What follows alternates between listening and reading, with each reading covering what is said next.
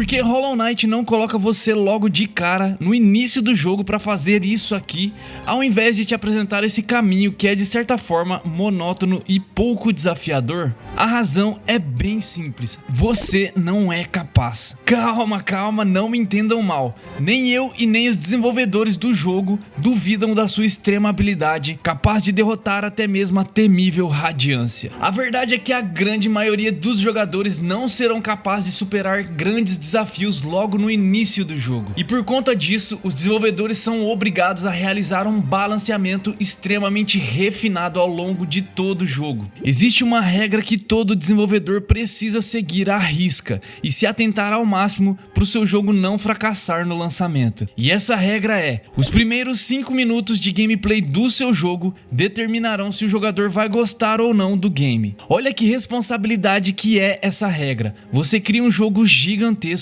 com mais de horas de duração e repleto de conteúdo único para o jogador, mas você tem apenas 5 minutos para convencer ele de que seu jogo realmente presta. Isso porque é basicamente nos 5 primeiros minutos que o jogador tem o pico máximo de atenção total na gameplay, antes de perder completamente o interesse. Resumindo, se nesse tempo ele não sentir que o jogo vale a pena, o jogador fecha o jogo, pede reembolso, deixa review negativa e vai jogar outra coisa. E eu tenho certeza que você mesmo já passou por isso. Comenta aqui embaixo pra nós se você já começou um jogo e de repente deu aquela baita desanimada logo no início, e aí você fechou o jogo e disse: vou fazer uma pausa agora e depois eu volto a jogar o jogo, e nunca mais abriu aquele jogo novamente. Pois é, galera, esse é o grande dilema que a maioria dos desenvolvedores enfrentam ao criar os seus jogos: como impressionar o jogador logo de cara e fazer ele ficar completamente imerso no seu jogo.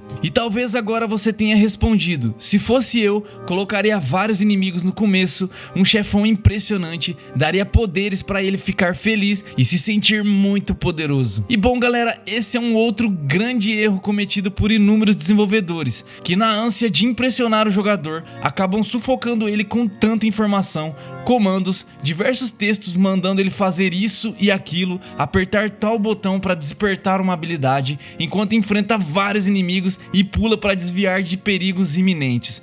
Isso só acelera ainda mais o desânimo e a frustração do jogador logo no primeiro minuto de jogo. Então vamos lá. Temos 2 problemas para resolver: conquistar o jogador nos primeiros 5 minutos, mas sem sufocar ele com inúmeras informações, e o segundo problema é ensinar os comandos básicos do jogo de forma desafiadora e interessante na medida do possível. Então vamos analisar como Hollow Knight resolveu esses 2 problemas em sua gameplay. Só antes, galera, não se esquece de se inscrever aqui no canal para apoiar o meu trabalho aqui no YouTube. Valeu demais por essa força. O jogo já inicia de uma forma inusitada e diferente dos demais jogos, com o personagem caindo de um penhasco. Isso já quebra as expectativas do jogador, que normalmente espera que a primeira coisa a se fazer no jogo seja andar e atacar, e prende totalmente a atenção dele para ele entender o que vai acontecer após chegar no chão.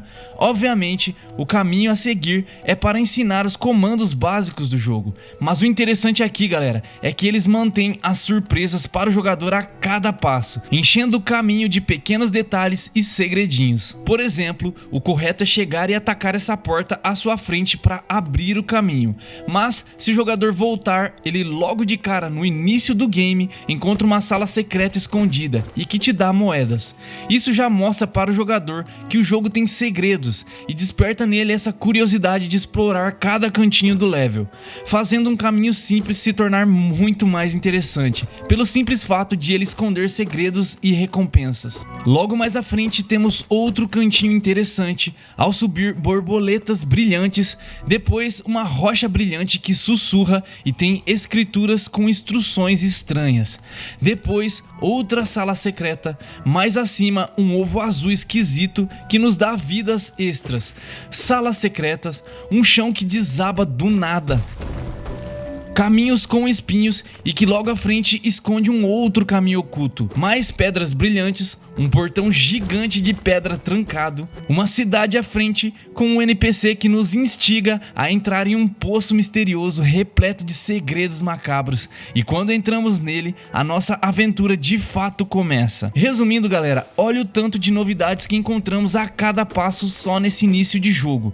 Sem nem perceber, o jogador que está conhecendo tudo isso pela primeira vez já passou mais de 5 minutos explorando e tentando descobrir cada segredinho do mapa. E o mais bacana é que os desenvolvedores fizeram aqui um tutorial básico dos controles do jogo, sem parecer que é de fato um tutorial, devido ao tanto de novidade que eles entregaram ao longo desse percurso. E não para só no início do jogo, o jogo segue nessa pegada de apresentar mais e mais novidades e surpresas, praticamente a todo instante. À frente você encontra o Cornifer, depois enfrenta a Mãe Mosca, depois o Falso Cavaleiro, conhece a Xamã e ganha uma habilidade, libera o Caminho Verde, encontra a Hornet e por aí segue, galera, sempre com uma coisa levando a outra. E isso se chama balanceamento, e todos os desenvolvedores precisam fazer esse tipo de balanceamento em seus jogos, para conseguir um equilíbrio perfeito entre ensinar o jogador, apresentar desafios que aumentam de complexidade conforme o jogo avança, e principalmente conquistar esse jogador nos 5 primeiros minutos de gameplay e convencer ele de que vale a pena ficar até o fim do jogo. E organizar todos esses detalhes sem dúvidas é algo extremamente complexo, mas todos os jogos que conseguem fazer essa organização, fazer esse balanceamento, são jogos extremamente divertidos e que são muito aclamados. Essa, galera, foi a forma que Hollow Knight encontrou de conquistar o seu jogador, fazendo essa evolução gradual das habilidades ao longo do jogo, ao mesmo tempo que ensina e premia o jogador por recompensas.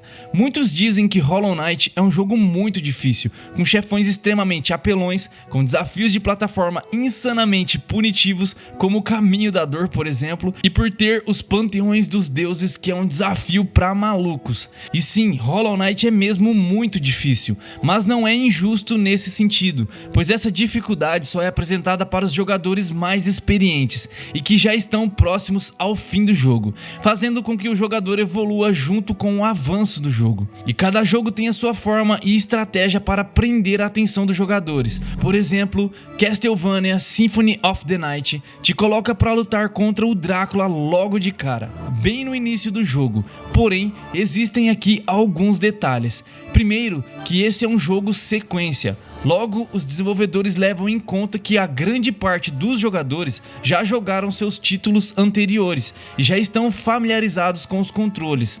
Ou seja, eles podem se dar ao luxo de não se preocupar muito com ensinar comandos básicos e colocar algo muito mais impressionante para prender a atenção do jogador. E outro detalhe é que a dificuldade dessa batalha não é tão alta, ela é mais impressionante visualmente do que difícil em si, entregando para o jogador a sensação de que ele é extremamente poderoso nesse momento do jogo.